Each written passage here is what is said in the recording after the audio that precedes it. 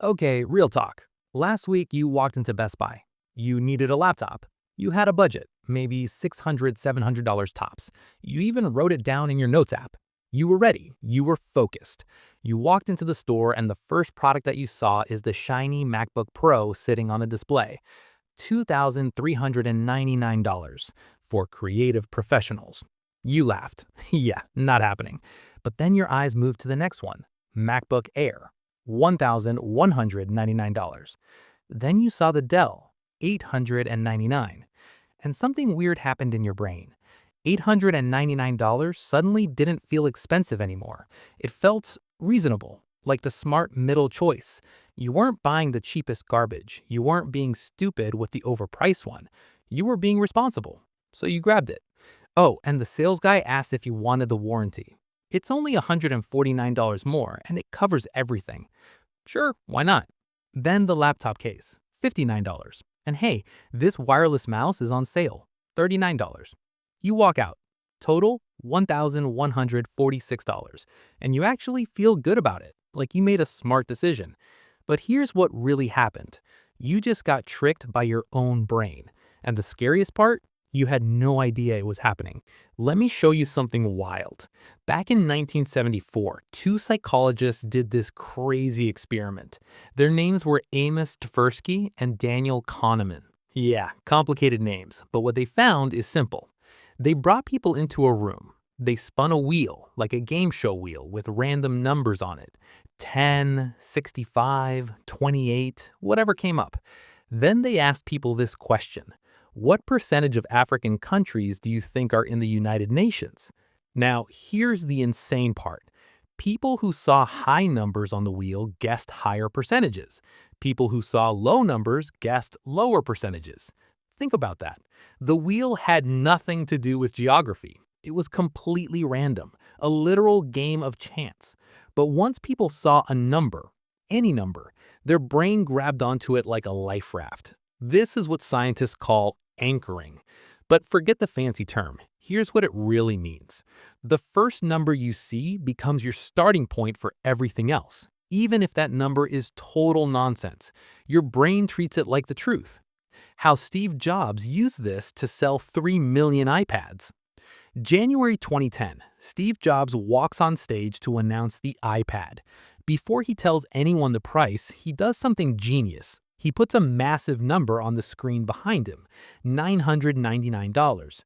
He talks about it, he explains all the features, he lets that number sit there, burning into everyone's brains.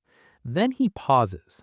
We thought about pricing it at $999, but we decided to start at just $499. The crowd goes absolutely nuts. People are cheering, clapping, freaking out. But wait, did anyone actually save $500?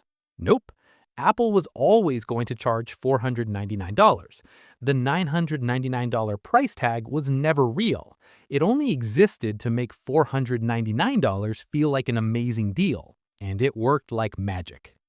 So why your brain is basically lazy? Here's the thing about your brain. It doesn't like working hard. It takes shortcuts whenever possible. When you walk into a car dealership and the salesman shows you a $65,000 SUV first, your brain doesn't start from zero. It starts from $65,000.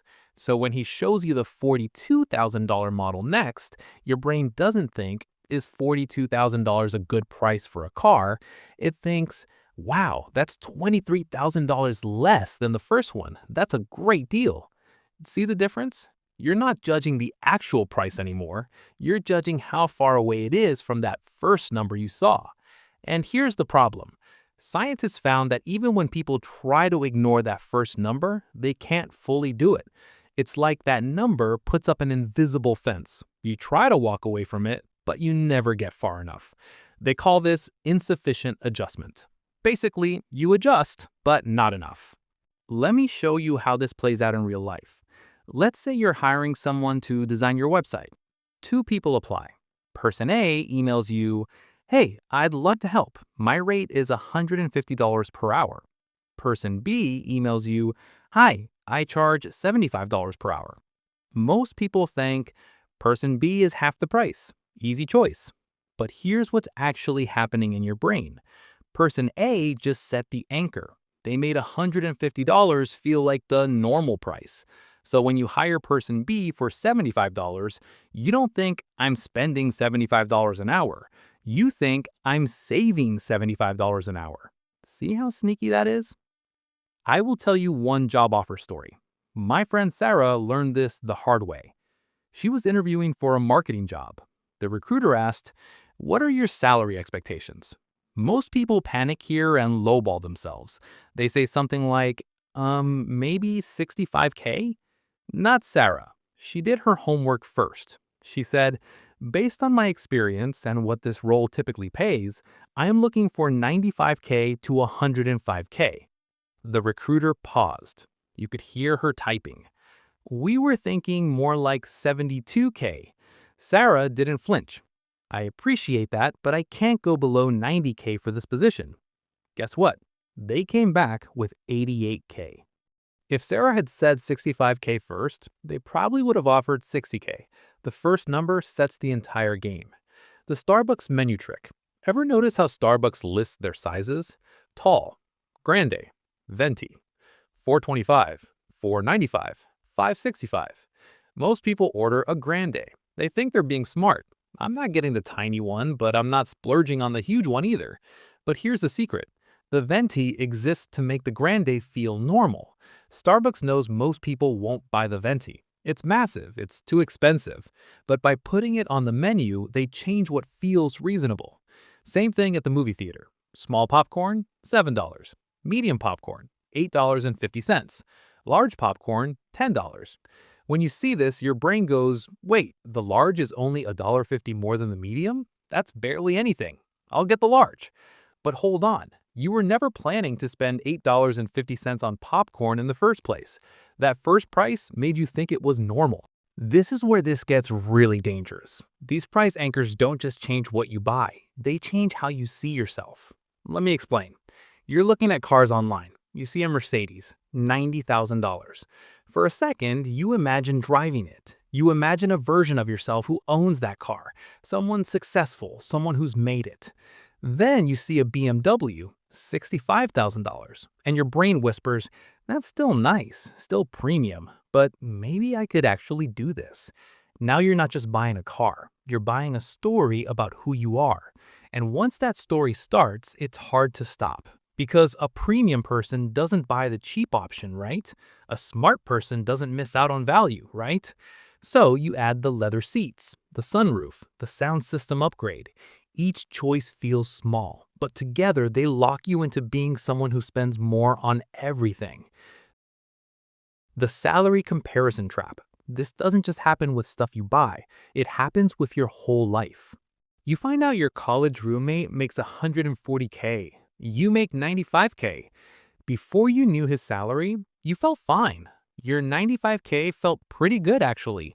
But now it feels like you're behind. So you start upgrading. Nicer apartment, newer car, fancier vacations.